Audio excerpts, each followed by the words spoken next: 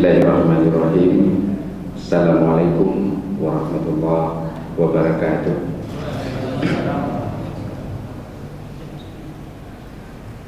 Alhamdulillahilladzi arsala rasulahu bil huda wa dinil haqq liyudhhirahu 'ala dini kulli wa kafa billahi shahida.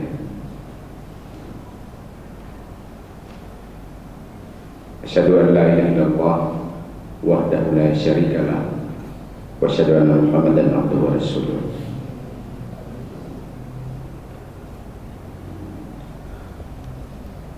Pertama sekali, tentunya di pagi yang baik ini tidak lupa kita menyampaikan puji serta syukur kepada Allah Subhanahu wa taala atas rahmat dan hidayahnya kepada kita semuanya, khususnya yang berhadir di tempat yang berbahagia ini. Karena kenapa? Bahwa hidayah Allah itu sesungguhnya merupakan anugerah yang luar biasa yang diberikan kepada kita sebagai muslim yang baik.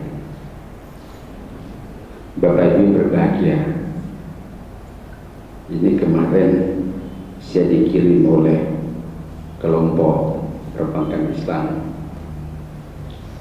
tentang kisah seorang profesor dari Jerman yang bernama Anne Mikas Schimel.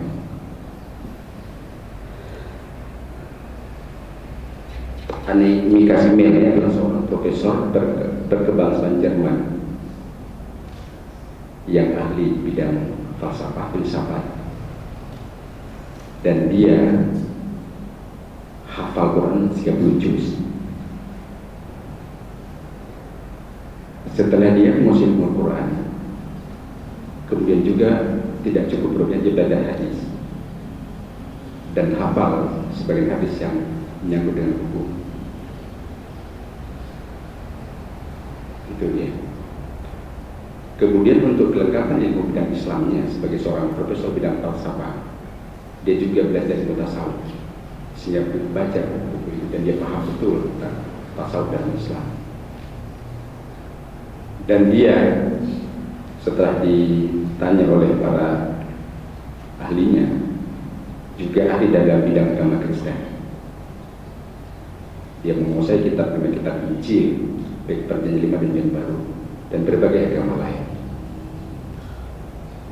Tetapi dia punya keyakinan yang bahwa setelah dia pelajari semuanya, rupanya ilmu keislaman ini lebih benar sebagai suatu agama sebagai dalam hidup.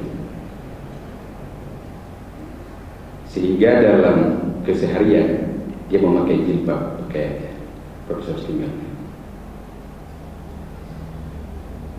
Tetapi yang suatu hal yang dipertanyakan adalah dia bukan seorang muslim, walaupun dia meyakini bahwa Islam ini sebagai agama yang bagus. Lantas ditanya, kenapa ibu telah belajar Al-Quran, hadis, dan yakin dari semua ilmu Islam yang bagus, tapi tidak menjadi seorang muslim? Dia menjawab, mungkin hidayah Allah belum sampai kepada saya. Jadi coba kita bayangkan, kita yang lahir begini, dan alhamdulillah hidayah Allah sampai kepada kita, dan kita menjadi seorang muslim, lahir dari seorang keluarga yang muslim. Suatu hidayah yang maha besar. Dan itu kalau kita baca sejarah Nabi, paman Nabi Abu Talib ya, dan juga membela Nabi mati-matian, sehingga saat meninggal beliau di tahun duka bagi Rasulullah, tapi juga dalam kematiannya bukan sebagai seorang muslim. Dan ini Profesor Anne Schimel ini sudah meninggal dalam 40 tahun dan dia tidak sebagai seorang muslim. Inilah hidayah Allah yang maha besar kepada kita. Selawat salam ada sanjungan kehadiran Nabi Muhammad SAW beserta sahabat dan keluarga beliau sekalian. Yang kami hormati orang tua kami, para ada guru-guru kami, sahabat, teman, segenap karyawan-karyawan dari MPU Aceh yang kami banggakan. Bapak Ibu berbahagia dalam bidang sesuai kami geluti, yaitu dalam bidang perbankan Islam. Yang mudah-mudahan kita doakan pertemuan kita, majelis kita mendapat kehormatan dan ridha dari Allah SWT.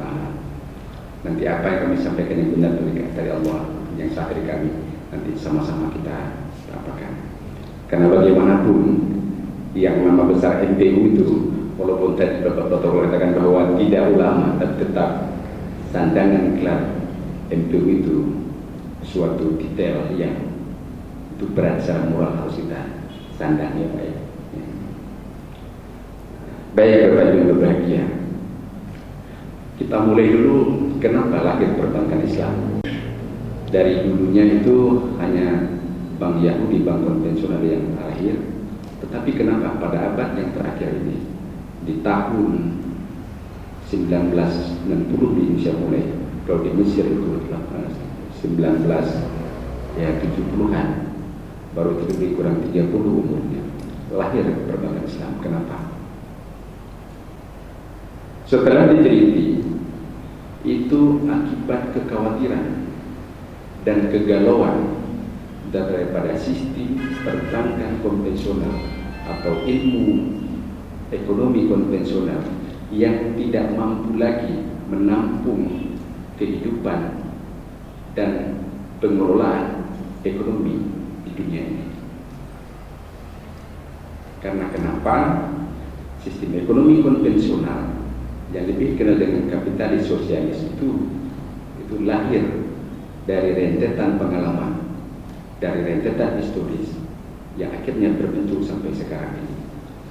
Dan ternyata sistem itu tidak mampu lagi menampung kebutuhan operasional sesuai dengan kebajikan dan keindahan dalam suatu kehidupan. Kalau boleh kasih contoh model mobil yang ada sekarang ini, mobil Innova. Dulu awal-awal mobil hijau itu mobil kota, kemudian berubah berbeda sedikit. Sekarang Innova lebih kecil, mobilnya cenderung lebih kecil. Itulah perjalanan empiris pengalaman manusia, dan itu tidak pernah sempurna.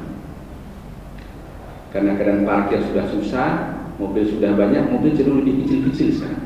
Kalau dulu besar-besar. Bagaimana dalam ruang yang kecil itu ditata kalau bisa sampai 8 orang, sampai 6 orang, 8 orang, bahkan lebih. Karena tempat semakin sempit. Perjalanan empiris. Perjalanan empiris itu belum tentu mampu, belum tentu sempurna sesuai dengan kebutuhan masyarakat yang baik. Begitu juga tentang ekonomi. Ekonomi kalau secara yang konvensional itu beranjak daripada konsep ekonomi kapitalis. Kapitalis itu rumusnya adalah dengan modal yang sekecil-kecilnya harus dapat untung yang sebesar-besarnya. Baik ekonomi secara umum maupun ekonomi secara mikro, dan khususnya dalam bidang keuangan dan perbankan. Sebagai contoh dalam ekonomi lebih khusus lagi adalah harga mata uang. $1 kira-kira berapa sekarang, Pak? Berapa rupiah? 13.000. Ya, Pak ya. 1 ringgit Malaysia 3.500. Ringgit Malaysia ya, Pak Ustaz. Siapa yang mengatur ini? Bahwa $1 itu menjadi 13.500 dan 1 ringgit itu 3.500. Itu dari sisi keuangan. Tahun 2010 itu $1 itu 9.500. Sekarang tahun 2016 mulai 15, $1 itu 13.000, bahkan cepat mencapai 4%. Itu paling terasa adalah bagi negara-negara seperti kita. Kalau dulu kita berutang kepada Amerika itu lebih kurang kepada Bank Dunia lah, misalnya 1 miliar US dollar atau 1 juta US dollar. Itu dulu tahun 2010 setara dengan uang kita 9 miliar rupiah, kira-kira begitu, 9 miliar 500 rupiah. Tapi kalau kita bayar sekarang, hanangen, hana ujil, kita mesti bayar menjadi 13 miliar 500. Jadi 13 miliar 500 kurang 9 miliar 500 menambah jadi berapa? 4 miliar. Hampir 50%. Kalau itu berjalan terus, ini paling berat bagi negara-negara seperti Indonesia dan utamanya negara Muslim. Sebagai gambaran kekayaan bank-bank yang dari Indonesia, bank-bank yang Indonesia, Bank Aceh, Bank BNI, Bank Mandiri, dan semua bank itu totalnya hanya 5.000 miliar US dollar. 5.000 miliar dolar. Itu dengan dengan kekayaan George Soros tidak sampai 1/10-nya.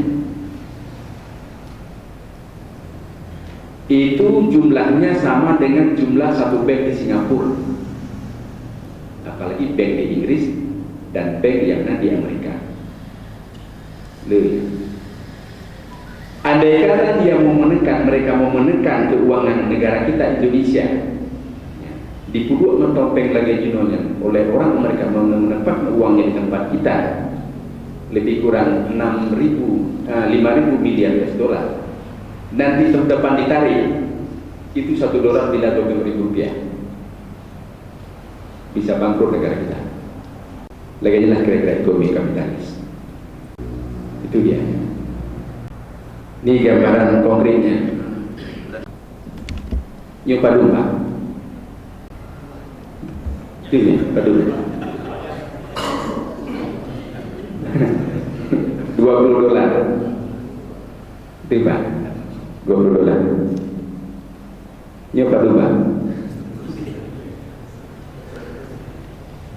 Ya. Yuk dari dulu ya. Kertas ya. Ini kertas. Mahal mana Pak ini? Toma.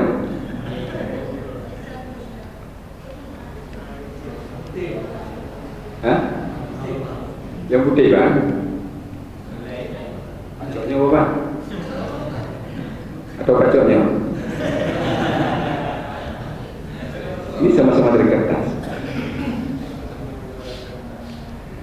Ini 100.000, ini $20. Mahal mana Pak? Mahal ini Pak?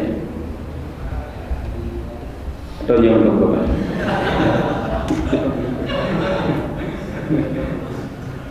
Inilah sama-sama dari kertas. Dan uang kita ini hanya laku di Indonesia. Pamer lanjut belum Pak ya? Tidak bayar. Makanya dalam konsep Islam, uang itu dirham dan dinar terbuat dari apa? Emas. Dan dia punya harga. Andai kata dirham dinar itu berbentuk uang, kemudian pajak Cina, Bapak lebur peng rupiah dari dirham dinarnya, Bapak lebur, kon pengli, Bapak jual, laku tidak? Laku. Jadi dalam Islam itu sistem konsep ekonomi yang Allah turunkan adalah punya dasar, punya underline. Bukan dari pengalaman empiris, bukan pengalaman historis, tapi betul-betul itu dari Allah yang turunkan sehingga dia sempurna adanya. Itulah konsep ekonomi Islam. Makanya dalam perjalanan setelah melihat yang bahwa begitu kacaunya ekonomi, begitu amburadulnya sistem yang diturunkan oleh kapitalis, maka berpikirlah para ahli, nyokodanyo yang pikir para ahli, baik itu di dunia Islam maupun dunia Barat, Amerika dan sebagainya, bagaimana menata ekonomi yang dinoyo yang serba kacau. Mana ilmu yang paling setelah diteliti, dipelajari dan dipahami bahwa rupanya konsep Islam yang bagus mereka jalankan, hanya saja mereka menamakan bukan ekonomi Islam. Kalau kita hanya terpegahnya bank syariah, bank Islam, mereka tidak menamakan itu. Ini dia dasarnya. Sehingga maka dipelajarilah sekarang di mana-mana tentang ekonomi berkonsep Islam. Itu Pak. Jadi dasar ajarnya demikian. Dalam perjalanan berikutnya setelah ekonomi Islam ini dipelajari dipelajari semuanya dan ini ternyata lebih bagus, maka dimulailah dengan namanya lembaga-lembaga keuangan Islam. Dijadikanlah namanya seperti kalau tingkat nasional ADB Bank, Islamic Development Bank, yang kantor pusatnya berada sekarang di Riyadh, Emirat Arab. Pada tingkat di Eropa, di Inggris banyak juga diberikan perbankan Islam. Islamic Bank di England, di Jerman juga ada, di Asia hampir semua ada. Dan di Indonesia, subhanallah, negara Muslim baru lahir pada tahun 1990, dimulai dengan Bank Muamalah, dan lahir Bank Syariah Mandiri. Tanjung Najib dah mulai, yaitu Bank Harkat BPR, tapi karena kecil tidak dikenal. Itu lebih awal lahirnya daripada Bank Muamalah. Satu lagi sekarang yang paling berkembang adalah di samping lembaga keuangan adalah halal food, makanan halal, juga konsep Islam. Dan paling digemari di Eropa dan Amerika. Penjualan halal food, makanan halal di Amerika itu tumbuhnya melebihi 200%. Dan produknya, omsetnya per tahun sekarang melebihi 200 miliar US dollar, 2 miliar US dollar, luar biasa betul. Dan itu digemari. Kenapa digemari halal food? Itu terbukti menurut para awal-awal yang ahli, yang kacarong dan masyarakat yang lebih maju bahwa diyakini yang halal food lebih higienis, lebih sehat, lebih baik, dan lebih bersih dibandingkan dengan yang produk yang makanan tidak halal. Kenapa demikian? Makanan yang halal diyakini bahwa dia paling daging sapi, miokami, daging ayam, belum Pak, kambing, itik, menjadi yang halal. Cara pemotongan dan penyembelihan pun juga bagus, potong secara Islam. Tapi kalau kari atau sate yang tidak halal, non halal, yang di samping na kambing, na manok, na sapi, na canggu, kodok, ular, ada kan? Ada kecoa, juga ada belum, murwa, cerape, dan ini sudah berada ke kita saja. Itu berevolusi empiris. Kita saja sekarang kalau belanja di toko-toko, nyota belum manok pajak, kan gitu kan? Tapi kalau di Aceh pasti kalau beli daging kita yakin bahwa kalau ayam itu dipotong, ya kan? Dipotong. Mau di Jakarta Pak, yakin Bapak dipotong manoknya? Itu belum beli yang di luar, di Cina misalnya. Jadi itu secara alami yang begini. Ya, itu yang terjadi. Jadi sekarang yang paling berkembang adalah tentang keuangan Islam. Yang kedua dengan produk yang halal. Dan belum yang dibobok level halal. Walaupun kadang-kadang level itu belum tentu. Itu nama-nama itu di bawah Pak, yang keluarkan sertifikasi halal itu dari Majelis Ulama Indonesia dan di Aceh Majelis Ulama. Itu level itu mahal harganya. Kadang kicok yang baru yang susu dari Malaysia, coklat Malaysia yang itu ditempel level halal, ternyata bahan aslinya dari babi. Juga demikian. Itu mahal sekali harganya. Coklat ya. Bahkan kita tidak mau beli. Hati-hati lah sekarang. Baik, nanti khusus dalam kenawat yang singkat. Ya. Dari latar belakang MBS demikian, maka terbentuklah lembaga keuangan Islam. Kalau di Indonesia ditambahkan menjadi bank syariah secara internasional namanya Islamic Bank. Dalam prakteknya Islamic Bank, kalau secara kasat mata lahir awam dikatakan bahwa, dan mungkin juga di kita yang paling harus kita robah sosialisasi adalah bahwa sama saja operasional antara bank syariah kalau di Indonesia, Islamic Bank kalau sebutan yang secara umum, dengan bank konvensional. Bahkan barangkali sampai pada tahap-tahap kepada kita ini. Ini tugas berat kita semuanya. Dan saya yakin, saya mohon ya MPU termasuk kalian dapat membantu. Karena kenapa sesungguhnya bagaimana mungkin sama antara operasional bank Islam dengan bank konvensional? Latar belakangnya berbeda, dasarnya berbeda, hukum yang dipakai juga berbeda. Sebagai gambaran singkat, praktek di perbankan syariah itu berbeda sama sekali dengan bank konvensional personal. Kalau di bank konvensional itu semua transaksi, semua kegiatan, semua operasional dilakukan berdasarkan sebuah akad, satu model perjanjian, satu bentuk akad, yaitu namanya akad pinjam meminjam. Dalam bahasa bank kredit. Nah, apa yang sahabat saya datang ke bank, Pak Ezir, lu perlepeng 1 juta, kebe Pak belum modal, oje tunjuk kredit, pengongnya lebih kurang 10% itu. Orang kerja alam belum ke, lu perlepeng Pak Ezir 1 juta, kebe buka usaha pakai warung kopi, oh boleh, saya kasih kredit. Saya kasih pinjam 100 juta, bunganya 10% setahun. Nah, dulu ke jalan, Pak Ezir lo perlu kredit, padum 1 juta, ke kawin dan order.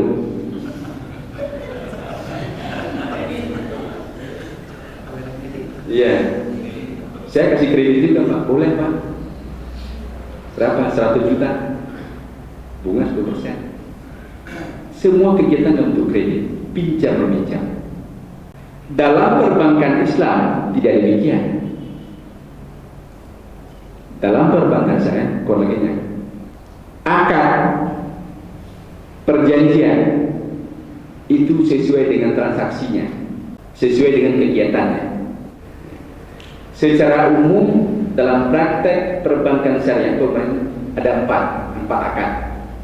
Keturunan di lain ini 4 akad. Lebih komplit ya. Lebih lengkap ya, 4 bentuk. Akad pertama adalah akad jual beli. Kalau bahasa Arab disebut dengan murabahah.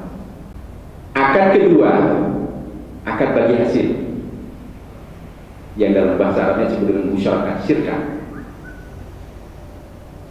Akad ketiga adalah akad sewa menyewa, disebut dengan ijarah. Dan akad yang keempat adalah akad pinjaman murni, disebut dengan kardul hasan, kardu pinjaman murni. Kita ulang ya. Dalam bank konvensional, semua transaksi dalam satu akad, yaitu akad pinjam meminjam, dalam bahasa banknya disebut dengan kredit. Sedangkan dalam bank syariah ada 4 akad secara umum sesuai transaksinya, yaitu akad jual beli, murabahah, akad bagi hasil, musyarakah atau syirkah, akad sewa menyewa, ijarah, dan akad pinjaman murni, sebelum kardul hasan. Katamu satu-satu. Tadi akad jual beli. Andai kata ada bapak ibu datang ke bank syariah, butuh uang 100 juta.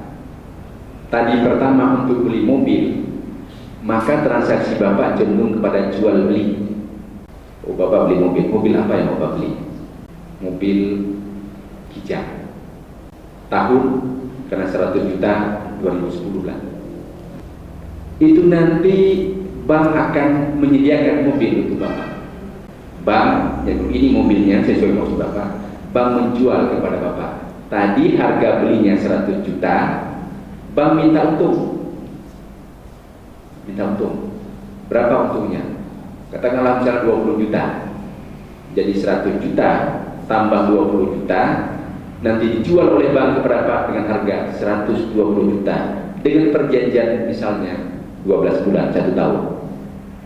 Bagi Bapak Ibu nanti menyetor kepada bank syariah adalah 10 juta per bulan. Itu dia. Kalau kredit, tadi Bapak kami kasih kredit misalnya 100 juta, bunga 10% setahun, kan begitu kan? Ya, katakanlah nanti bunganya juga 20 juta. Itu Bapak setor bunga tiap bulan, pokok dan bunga. Akibat hukumnya apa? Tadi secara bank syariah harga jual 120 juta. Hukumnya adalah harga jual tidak boleh berubah karena apapun. Karena berlaku hukum jual beli. Kalau Bapak selesai 6 bulan 120 juta juga Bapak bayar. Kalau Bapak tepat waktu 12 bulan 120 juta juga. Oh Bapak nggak sanggup 12 bulan, ternyata baru 16 bulan 120 juta juga. Tidak boleh ditambah lagi. Anak tambah-tambah. Kira-kira BP. Tapi kalau kredit dengan bunga, ya. Tadi janji 12 bulan, nggak selesai 12 bulan, bunganya kami tambah terus, tambah lagi. Oh selesai 14 bulan, lagi 2 bulan lagi, 15 bulan tambah lagi, tambah gitu dia. Itu bedanya. Jadi kalau tadi di bank hukum pinjam meminjam, sedangkan di sini adalah hukum jual beli. Itu satu.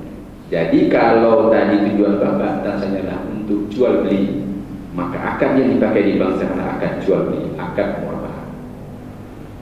Itu dia satu. Ini yang umum dulu ya Pak ya, yang nanti baru kita pakai. Kemudian yang kedua, kalau Bapak yang datang ke bank tujuannya bukan jual beli, misalnya Pak buka warung kopi, itu tidak cocok pakai akad jual beli. Untuk usaha itu lebih cocok pakai akad bagi hasil. Tadi beruang berapa? 100 juta juga. Nanti datang ke bank untuk kepengen membuka warung kopi usaha atau rumah makan. Kata warung kopi. Kira-kira padu nanggung di bulan. Bapak Ibu peganglah untung 2 juta di bulan kira-kira. Kabutulnya betul. Kalau begitu untung 2 juta sebulan, berapa kita bagikan? Padun ke bank dan berapa untuk Bapak Ibu sebagai pelaksana. Sesuai dengan kesepakatan. Biar gampang banget bagi 2 menolak. Ya Pak ya, bagi 2. Berarti kalau 2 juta sebulan, untuk Bapak 1 juta, untuk bank 1 juta. Kemudian bulan depan berjalan, ternyata untungnya pas 2 juta. Bagi 2, 1 juta untuk bank, 1 juta untuk Bapak. Ini bulan 11 ya, bulan 10 untuk 2 juta. Bulan 12 untung menjadi 3 juta. Bagi Pak Pak, bagi 2 juga kan? Untuk Bapak berapa? 1.500.000, untuk bank 1.500.000. Bulan Januari naik lagi jadi 4 juta, bagi 2 juga. 4 juta, 2 juta untuk bank, 2 juta untuk Bapak dan itu. Bulan Februari turun menjadi 500.000, bagi Bapak, bagi 2 juga. 250.000 untuk bank, 250.000 untuk Bapak. Itu ya. Oleh tahun belum puasa belum Pak. Kira-kira warung kopi yang untung? Tidak ada ya Pak ya. Hanya berbagi. Cuma pengalaman kamu Pak, pengalaman yang kanan. Wade Hugo, yang pakai ada Pak Bek ya Pak.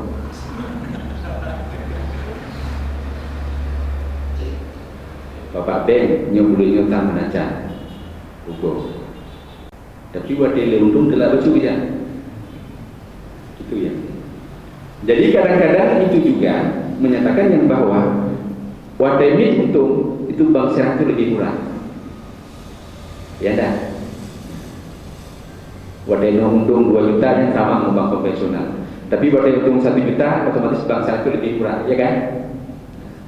Tapi wadai untung bawa menjadi 4 juta, bank syariah itu lebih mahal. Karena kenapa? Bapak kasih ke bank syariah itu 2 juta. Ini kerelaan di sini yang perlu kita amalkan. Ini nanti kita kaji. Tapi ini pengetahuan. Itu dia. Dan ini ada efek kepada bank nanti. Karena faktor bank pun berbagi dengan bapak sebagai penampung, sebagai deposan, juga dari keuntungan yang didapatkan. Gitu ya. Udah. Tapi yang penting ini dulu, bahwa akad yang dipakai di bank Islam, bank satu sesuai dengan transaksinya. Tadi kalau transaksinya jual beli, maka dipakai akad jual beli. Kalau transaksinya bersifat usaha bagi hasil, maka akadnya dipakai akad musyarakah, yaitu akad bagi hasil. Kemudian yang ketiga, akad sewa menyewa, akad ijarah. Andai kata tujuan bapak ibu adalah untuk tujuan sewa menyewa, maka di bank Islam, bank syariah pun dipakai dengan akad sewa menyewa. Contoh menyewa toko, sewa motor, sewa tanah, dan sebagainya. Kadang-kadang dalam keseharian kita kadang-kadang sulit membedakan. Ya, contoh bapak ke Jakarta, yang ke Geblong ya, Geblong ke sawah, Geblong bangku, atau ke sewa bangku. Sewa ya, sewa bangku sesungguhnya. Kontrol pesawat atau kontrol bangku memang kan yang memang belum bikin. Ini kadang-kadang harus dibedakan ini ya. Karena kalau membeli itu ada terjadi pertukaran ya, menjadi milik ya. Tapi kalau sewa hanya kenikmatan. Kita bangku, saudara-saudaranya kita setengah, antar bolanya daripada aja ke Jakarta. Terus ini barangnya pulang balik ke Garuda kan? Hanya mengantar saja. Menyewa bangku untuk mengantar bapak ini daripada Aceh ke Jakarta. Kon dulu bangku pak. Itu dia. Beda ke Jakarta. Kok di blok kursi itu betul beli, bawa pulang ke rumah, jadi ambil dia. Nyaranya biar dapat nyoba badai tur padu untuk 8 tuh.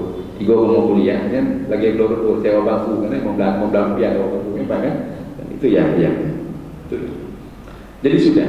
Jadi akad jual beli, akad bagi hasil, akad sewa menyewa. Kemudian yang ketiga, yang keempat adalah akad pinjaman murni.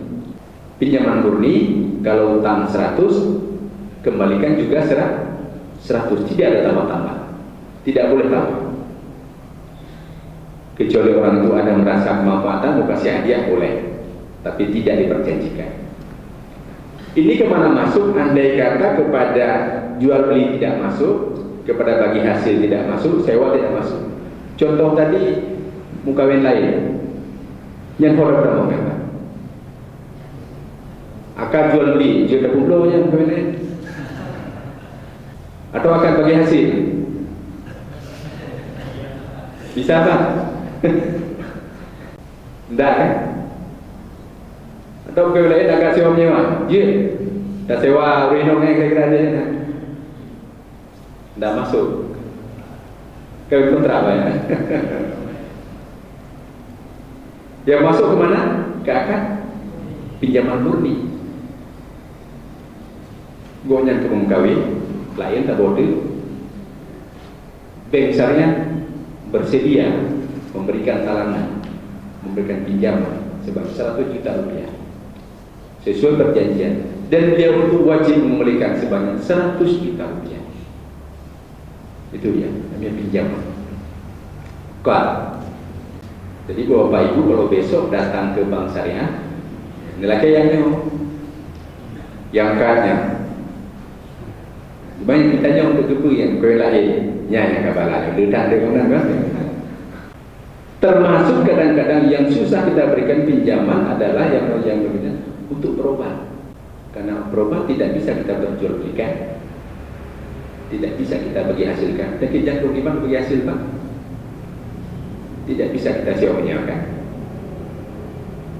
Ya, cocok kepada apa? Kadul Hasan. Dan ini hebatnya di lembaga keuangan Islam. Ada yang berfungsi sebagai mal sosial, ada yang sebagai tamwil. Makanya namanya lembaga sosial Baitul Mal wa Tamwil. Sudah ada. Mudah bahasanya panjang waktu. Menjadi perbankan konvensional yang mal ini lebih banyak dia dinamakan dengan CSR, Corporate Social Responsibility, bantuan. Di perbankan Islam ini ada namanya mal, tapi dananya kita pun kumpulkan sedikit demi sedikit. Yang sumbernya utama adalah dari pendapatan non halal, dari denda kajian, dari lain kajian, itu yang dikumpulkan sedikit. Andai kata ini sudah membesar, makanya bantuan bangsa, lembaga keuangan Islam kepada yang sifatnya Kadul Hasan, bantuan sosial bisa lebih menggema, lebih membesar. Ini kita pupuk terus. Itu ya. Bapak Ibu yang berbahagia, ya, ini tadi telah bisa kita bedakan bagaimana transaksi akad di bank konven dan di perbankan syariah atau Islamic Bank. Satu hal yang paling berat sekarang menjadi tantangan terberat bagi bank Islam, bank syariah adalah satu namanya risiko fikih. Yang berat, yang pakai bantu bapak, kamu harus sampai risiko fikih. Karena kenapa? Pendapat satu orang dengan satu orang tentang fikih ini saling berbeda-beda, apalagi bidang muamalah. Bidang ibadah memang berbeda. Nah, yang pegas yang tarawih 8. Nah, pegas adu. Ibadah itu berbeda. Nah, lalu pakai tongkat, lalu tidak, kan begitu kan? Ada sebagian berpendapat yang bahwa khutbah itu harus bahasa Arab. Ada sebagian boleh dalam bahasa setempat. Ibadah saya berbeda. Konon lagi bidang muamalah. Di perbankan saya juga demikian. Ini pendapat fikih yang paling. Kami adalah risiko yang paling susah kita dapatkan. Di perbankan syariah ada namanya Dewan Syariah Nasional, dan di tingkat lokal sini ada namanya Dewan Pengawas Syariah. Mereka melihat tentang kebenaran transaksi di perbankan Islam itu sesuai dengan hukum fikih dan hukum syariah. Tapi kembali ke tadi yang bahwa kadang-kadang mereka telah berpendapat itu benar, tapi Yuna Abu Pesantren yang pegang lain, kadang-kadang Bapak Ibu juga tidak berpendapat lain, dan itu cenderung diserahkan kepada bank syariah. Puji bank syariah, karena betul sama aja bank konven. Lagi nyuruh lebih gede dia bapak konven mendong lebih pada bapak. Nyuruh dia orang segi lagi nyuruh semayangnya, nah betul ya. Lebih gede semayang mendong lebih pada. Penetapan satu Ramadan saja kita berbeda-beda ya kan? Dan itu jadikan sumber polemik yang tidak. Itu perbankan syariah demikian. Dan kami rasakan sekarang bukan hanya di sini. Kadang-kadang kita sendiri sebagai muslim yang merendahkan lembaga kita sendiri. Itu yang sangat kita sayangkan. Itu yang kita pakai. Jadi pendapat fikih. Sebagai contoh menubah jual beli. Jual beli itu harus ada syarat hukumnya mengenai 4. Ada penjual, ada pembeli, ada barang dan ada harga. Aqua itu aqua botol itu berapa satu? Baru tahu, kita boleh. Lerbe. Nyotab lo Pak Danun, Pak pabrik ininya Rp2.000 modalnya. Pedagang. Suaranya. Orang bicara untung cerbe, kedua padanya jadi 3.000. Ada yang 3.500 jualnya. Ada kan? Ada ya? Boleh kan? Boleh kan? Boleh kan? Jadi modalnya 2.000, ada jual 2.500, boleh tidak? Ambil untuk 500 ya, boleh. Halal. Halal Pak ya? Kemudian ada juga yang toko sebelahnya jual 3.000. Modal sama-sama 2.000, dia jual 3.000. Boleh Pak tidak? Boleh ya? Halal ya? Aku mbak pesawat lain pada mbak. Tak boleh dulu. Pada mbak? Hah? 12. Jumlah padunya 30 ribu Pak, lebih kurang. Jumlah modalnya 2.000 sih Pak. Untuk bicara berarti padunya. 10 lah, kalau 8.000 lah, kalau jualnya 10.000, dilayani 10.000. Ada yang bilang 12 saja. Iya Bu, betul 12 Bu Sri. Dilayani berapa harga aku waktu 1 botol? Enggak pernah beli. Ibu Sri ini udah terus kali itu ya, enggak pernah beli. Boleh nggak Pak dia jual 10.000 itu? Boleh, halal nggak Pak? Kan timbul pendapat ini. Tapi saya nggak, yang bapaknya fikih nanti saya nggak paham ini yang kan gitu ya. Tapi yang kita tahu yang bahwa dalam konsepnya ada halal, toibah, halal dan toib ya Pak ya. Halal dan baik, toib itu baik, baik kan lebih baik atau indah, baik, bersih, bagus, lengkap itu toib itu, bukan hanya sekedar baik saja.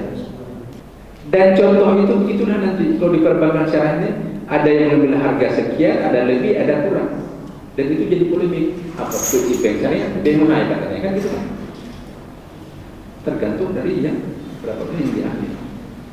Ya begitulah kira-kira dalam praktek perbankan syariah. Dan satu tantangan yang mungkin kita ini yang berat adalah tentang pendapat fikih yang berbeda-beda. Dan kita lihat yang bahwa dalam masyarakat kita, dalam kalangan ulama bagi hidayah bahwa fikih ini bukan hanya bidang muamalah yang berbeda pendapat, tapi termasuk bidang ibadah juga berbeda. Dan ini yang belum sah. Ini mohon sharingnya barangkali ya bagaimana nanti mungkin dalam waktu lain boleh pas gitu dengan para ahlinya saya mengantar yang demikian. Ya mungkin sebagai pengantar demikian Pak. Nah, nanti boleh kita jawab. Perbankan baru. Apakah akad kami dulu sekarang ini ada perubahan atau berjalan terus, mungkin ada harus dirubah atau hal lain? Sistem bagi hasil.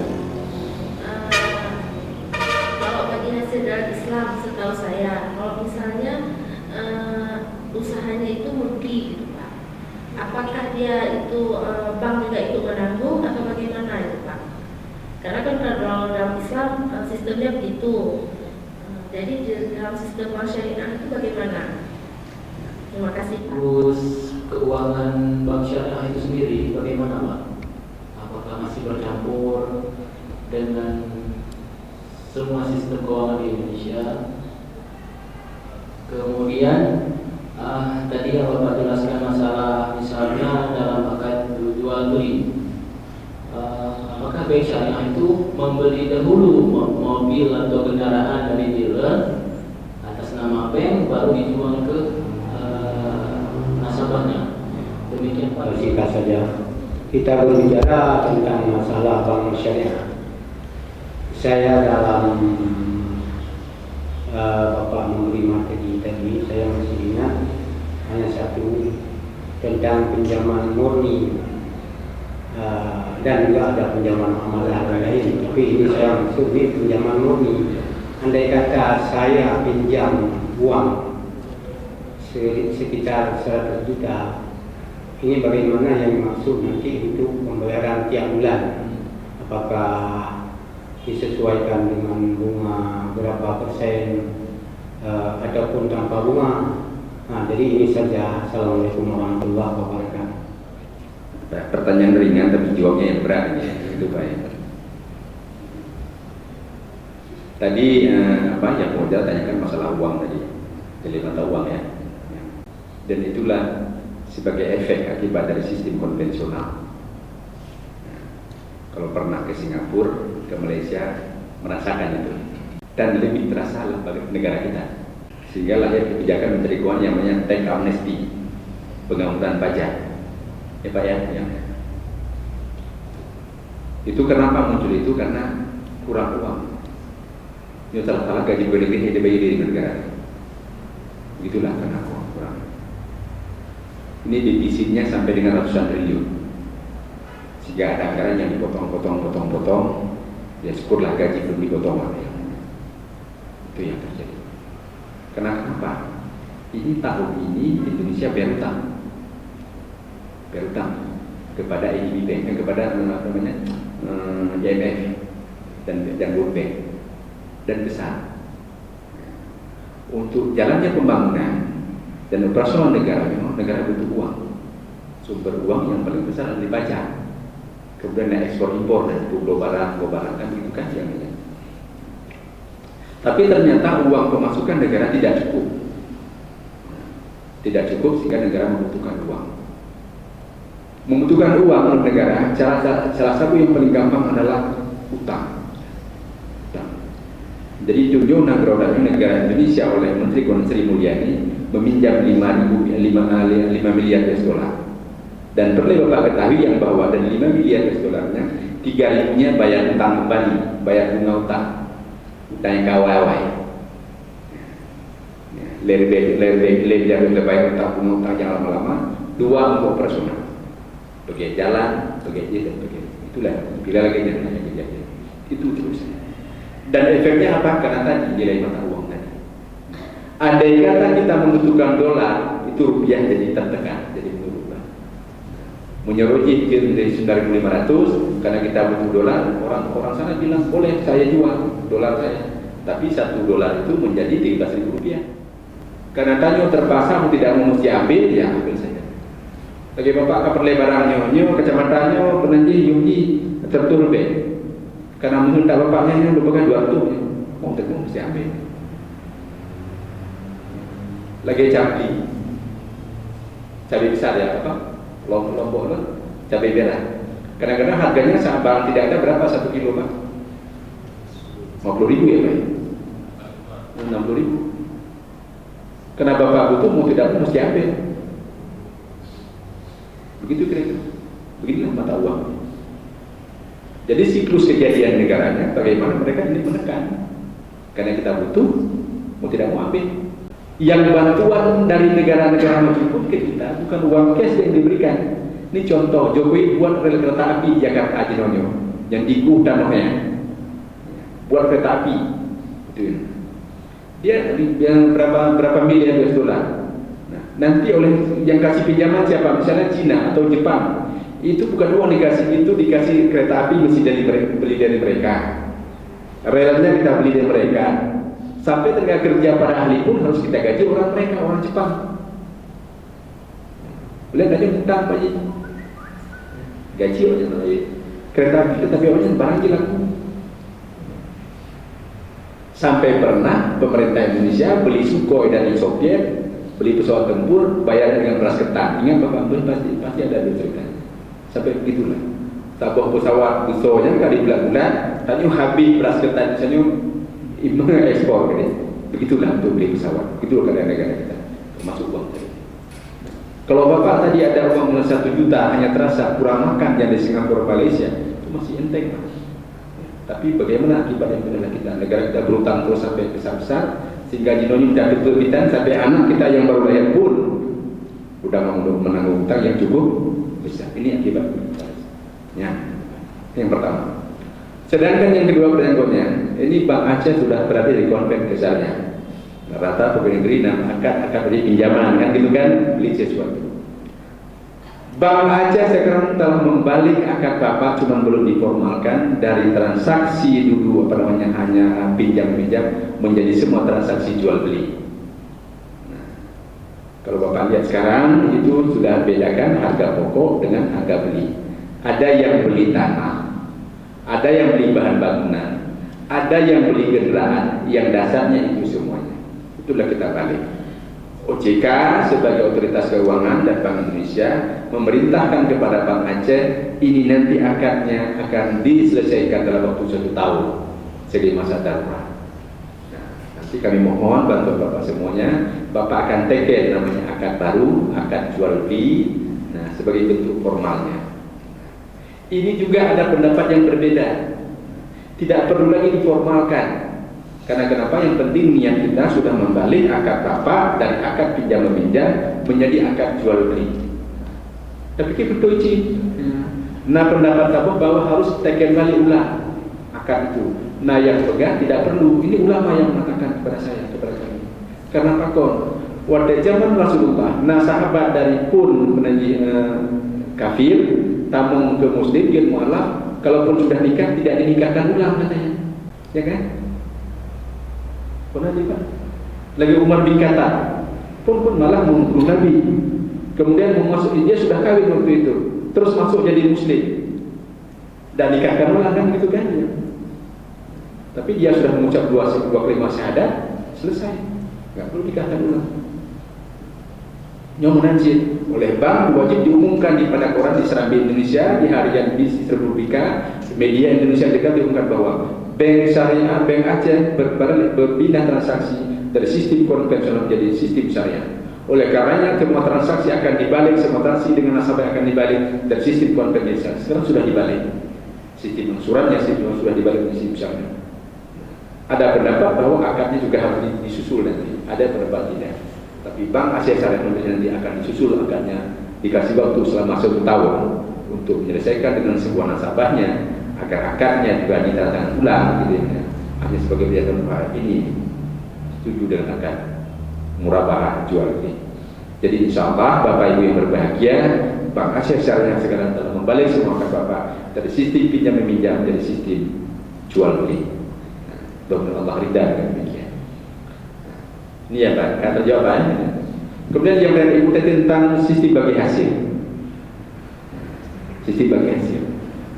Bank syariah konsepnya adalah untung sama-sama untung dan rugi sama-sama rugi. Itu. Jadi kalau ibu punya usaha rugi, bank syariah juga menanggung kerugiannya. Kalau ibu untung, jadi bank syariah juga akan menikmati keuntungannya. Ya, harapan kami sebagai negara bahwa jangan waktu rugi saja ibu sampaikan, waktu banyak untung juga ibu sampaikan ya Bu ya. Kadang-kadang kami kain, wadai untung itu kerja keras saya. Ya, tapi wadai rugonya takdir Allah, kata Allah itu yang tidak baik, gitu kan ya. Karena kenapa? Kalau bank syariah ibu rugi, maka bank syariah akan juga membagi rugi dengan nasabahnya. Itu berat akibatnya. Itu yang. Kemudian yang tadi yang apa namanya? Yang Bapak Guru jual beli. Oh, siklus uang ya. Siklus uang. Oleh negara kita dan juga sistem keuangan Indonesia bahwa sistem keuangan syariah dengan konven dipisahkan sudah. Bank syariah dilarang dan diharamkan melakukan transaksi secara konvensional. Bank syariah tidak boleh lagi menempatkan uang di bank konven. Di BI juga demikian, uang kita dipisahkan. Kita hanya boleh melakukan transaksi sesuai dengan diatur oleh syariah. Itu yang. Di Departemen Keuangan juga demikian. Jadi kalau kita ada uang lebih, kita beli paling sukuk sekarang. Saham syariah, sukuk. Kemudian ada juga FASBIS namanya, Fasilitas Sertifikat Bank Indonesia secara syariah. Sistemnya bagi hasil. Tidak boleh lagi kita tempatkan uang di produk-produk konvensional. Ini terpisah semua. Kalau itu Bapak nggak usah ragu, alhamdulillah pemerintah kita, Bank Indonesia, OJK dan Departemen sangat berkomitmen dalam rangka mengembangkan ekonomi syariah di Indonesia dan juga di dunia. Dan harapan kita ya bahwa ini tentang apa namanya pusat ekonomi Islam. Singapura negara yang kecil berambisi menjadi pusat ekonomi Islam di Asia. Inggris negaranya berambisi menjadi pusat negara Islam, pusat ekonomi Islam di dunia. Harusnya Indonesia menjadi pusat ekonomi Islam di Asia, bahkan di dunia. Itu ya. Tapi malah Singapura yang berambisi demikian. Itu yang terjadi. Karena kenapa? Sistem keuangannya juga berkembang yang sangat luar biasa. Jadi pemerintah Indonesia dalam hal ini tentang bagaimananya kita bahasa Indonesia anak jangkuri lah, ya Pak ya, antara transaksi keuangan syariah dengan transaksi keuangan konvensional. Kalau dulu Bank Aceh ada tempakan uang di bank konven, di Mandiri, di BRI dan BNI, sekarang tidak boleh lagi. Ya, paling kami bermitra dengan Bank BSM, Bank Muamalat, BNI Syariah, jadi syariah. Itu yang terjadi. Yang dipegang, ya Pak ya. Kemudian yang satu lagi di Bapak pinjaman murni ya Pak ya, kad ya. Pinjaman kad, ya, tentunya sumber uangnya juga dari yang bukan yang ditampung Pak. Jadi apa namanya, kalau transaksi tadi keperluan Bapak tadi memang betul-betul untuk sosial, seperti itu berobat dan untuk kegiatan sosialnya, itu bank akan memilih kepada transaksi yang pinjaman murni. Pinjaman murni dalam Islam pinjam boleh dalam Islam, tetapi tidak boleh ada untung-untungnya. Kalau Bapak pinjam 100 juta, maka wajib kembali kepada bank 100 juta. Kalau misalnya pinjam 10 bulan, berarti 1 bulan 10 juta rupiah. Tidak boleh lebih-lebihnya, tidak boleh diperjanjikan. Oh, Bapak merasa ada manfaat dengan itu pinjamannya, Bapak jual hadiah ke bank, nyol 50 ribu, tuan bank, boleh, tapi tidak diperjanjikan. Nah, sebagai contoh, kalau Bapak saya kasih pinjam sepeda motor, Bapak kembalikan ke saya juga sepeda motor Honda ini Bapak. Menjual pinjam ke Bapak Honda, Bapak wajib kembalikan ke Bapak Pak. Honda ya, Honda. Menjual pinjamkan ke Pak Yamaha itu Bapak kembalikan. Yamaha, bukan Honda Pak. Taju sama Yamaha, Honda sama kata Pak, Honda sih. Gitu ya. Nah, Yamaha. Tapi misalnya sebagai contoh, tadi tadi saya pinjamkan ke Bapak sepeda motor merek Honda. Nah, kalau Bapak jalan baru, ya. Oleh Pak Blo potensi ungkut lah, ataupun barang ungkut lah contohnya. Pak Wo kampung, kemudian Pak Blo ungkutnya tertutup. Pak Wo kampung, nah udah kayak bawa ke Bapak balik. Minum betul, lalu minum betul 20 rupiah, tertutup 20 rupiah. Nanti Pak pulang Hondanya balik. Pak pegang tunggu hasil baru Honda Drone, lo jalan baru, kalau pinjamnya, lo dongkut, gitu guys. Tertutup Terus gabung dengan di laki ada gol, hijau dong 20 rupiah, kedua 5 rupiah, itu 15 rupiah. Tapi saya tidak boleh merintahnya. Yang wajib kepada Bapak adalah pinjam 100 juta, kembalikan 100 juta. Dan kita sering di sini bangsanya memberikan pinjaman kepada pembangunan masjid, laprit, di blower pernah. Ada satu masjid, nah ini saya ceritakan. Satu masjid di Banda Aceh, ini tanah masjid, di sampingnya ada tanah, mau dijual tanah ini. Masjid ini, tanah ini, uang tidak ada. Kalau masjid tidak ambil, akan diambil oleh orang sebelah yang ternyata non Muslim, Kristen. Datang ke Bang Aceh saya, Pak, kamu mengundang walaupun agama tapi kamu harus jauh. Andai kata anak kamu jauh, dan mau jauh dari non Muslim yang rental mobil. Jadi kamu pegang laginya tajuk pinjaman Kak Karbu Hasan. Dipinjamlah kami kasihnya sekitar 400 juta waktu itu, dan alhamdulillah dari celengan masjid yang masuk ini sekarang selesai. Perjanjian 1 tahun, tidak sampai 1 tahun mereka selesaikan. Dipinjam 400, kembalikan 400. Masjid Al-Makmur juga demikian, ada beberapa masjid yang kita bantu. Tapi ini terbatas pada kegiatan sosial. Nyok yang belum diulang, kata ya. Itu yang kira-kira demikian jawabannya. Saya punya dua nomor rekening Pak. Satu di bank Aceh konvensional, satu di bank Aceh syariah. Jadi semua uang saya yang tidak seberapa itu ditampung di bank Aceh syariah. Tapi di tahun 2016 ini tiba-tiba ada konversi Pak ya, bank Aceh ke syariah. Saya jadi bingung. Jadi pertanyaan saya, apa beda Bank Aceh Syariah yang dulu yang labelnya juga syariah dengan Bank Aceh Syariah sekarang?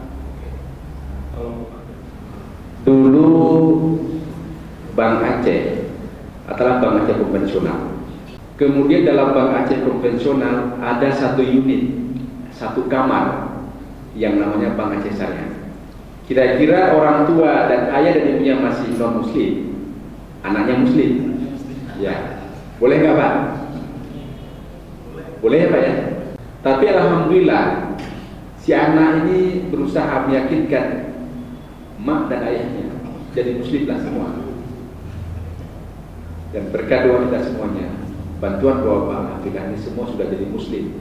Satu keluarga itu Muslim. Kalau selama ini dalam rumah itu ada dimasak makanan yang tidak halal, anak ini tidak makan, kira-kira begitu. Balik ibunya makan. Ini sudah halal semuanya. Kira-kira gitu Pak operasikannya. Dan dalam transaksi, kalau dulu yang rekening Bapak yang di konvensional itu masih transaksi tadi dasarnya pinjam meminjam tadi, apakah Bapak sebagai penabung atau sebagai peminjam? Tapi di Bank Aceh Syariah berdasar 4 akad tadi Pak. Sekarang keseluruhan yang ada kalau ada rekening Bapak di Bank Indo tadi itu sudah dibalik semuanya menjadi yang dalam bentuk 4 tadi sesuai jenis transaksinya. Dan ini masa transisi. Nah itu tadi yang saya sampaikan. Kalau secara lihat secara umum memang iya Tapi dalam transaksi di dalamnya, kalau kita bedah Bapak lihat itu, beda rupanya. Itu ya. Seperti tadi yang contoh, kadang-kadang. Memang walaupun saya sering kasih contoh yang ekstrim lah, ya Pak ya, biar ingat. Kalau kawin secara resmi secara hukum Islam mahal Pak, ya Pak ya. Contohnya agak ibu-ibu, saya mohon maaf, tapi ini hanya sebagai contoh saja ya, secara Islam. Kenapa kok? Ada kalau sahnya perkawinan, ada ijab kabul, ada mahar ya Pak ya, ada wali nikah dan semua. Nggak usah keluri maharnya saja. Mahar kawin di Tanjung di Aceh rata-rata berapa dulu? 20 mayang. 1 mayang berapa Pak sekarang? 1,5. 20 mayang dari 2 juta. Kira-kira lebih mudah nih Pak. Tapi dan muda, anggetimnya nikahnya di Medan di Bapak di hotel. Yang 50 lebih dipilih Pak. Kira-kira benar. Rasanya sama saja, pandangan awam sama saja. Kita gitu ya. Ini gini juga. Kalau Bapak lihat secara awam memang sama saja, kan gitu bayarnya dengan konvensional. Harganya sama, ininya juga sama. Angsuran tiap bulan juga sama. Karena Bapak dengar, tapi prosesnya itu berbeda. Mungkin nanti bolehlah kita jelaskan. Tapi yakinlah Bapak yang bahwa cara bank Islam, bank misalnya diproses itu sesuai dengan hukum Islam. Makanya dia ada Dewan Pengawas Syariah. Salah satu ketuanya adalah Bapak Muslim Dr. Muslim Ibrahim. Bagian baik dari itu. Kegiatan ini artinya setiap pengambilan dari badan nasabah itu ada jaminan, istilahnya bahwa maka sama. Dua hukum yang berbeda, dua hukum. Di bank syariah berlaku hukum fikih dan juga berlaku hukum negara, hukum positif. Banyak kenesan hukum kan gitu kan, hukum negara. Sahabat lagi nikah, padahal menikah ijab kabul sudah sah, tapi negara mewajibkan harus punya buku kan gitu kan, yang sehingga seolah kalau tidak buku tidak sempurna nikahnya ya. Padahal dia ijab kabul sudah sah. Di perbankan Islam berlaku hukum fikih dan juga hukum negara, hukum positif. Termasuk itu hukum Bank Indonesia. Dalam Bank Indonesia mengatakan yang bahwa setiap bank melepaskan uangnya kepada nasabah itu wajib minta jaminan. Itu dia diberlakukan. Padahal kalau hukum dasar, hukum agama dalam transaksi jual bagi hasil tadi tidak perlu minta jaminan. Tapi Bank Indonesia sebagai pengawas bank untuk keamanan uang nasabah yang dipegang di bank gitu yang namanya. Itu bank wajib meminta jaminan, tidak boleh tidak. Itu jadi berbeda ya. Kalau dalam jual beli itu memang diambil terus apa yang barang diperjual belikan. Tapi kalau dalam bagi hasil tentu diminta lain. Jadi kalau dalam hukum fikih berarti ada hal yang transaksi tidak perlu pakai jaminan. Tapi Bank Indonesia dan OJK hukum negara mewajibkan bahwa setiap bank melepaskan hartanya atau asetnya itu wajib diminta jaminan dalam rangka melindungi kepentingan nasabah. Karena kenapa? Bank melepaskan uang Bapak sebagai dalam akad tadi itu dari uang Bapak juga. Ada yang dari tabungan, dari beliau tadi dan yang deposito dan sebagainya. Kira-kira gitulah jawabannya. Semoga bermanfaat bagi kami dan Pak, bila nanti kami undang lagi kami mohon Pak. Sekali lagi terima kasih kepada kawan-kawan yang telah mengaspirasi, yang telah memberikan saran-saran pertanyaannya. Dan sekali lagi kepada Pak Izin terima kasih atas kehadirannya telah meluangkan waktu ke FPU. Dan saya akhiri wabillahi taufiq wal hidayah. Assalamualaikum warahmatullahi wabarakatuh.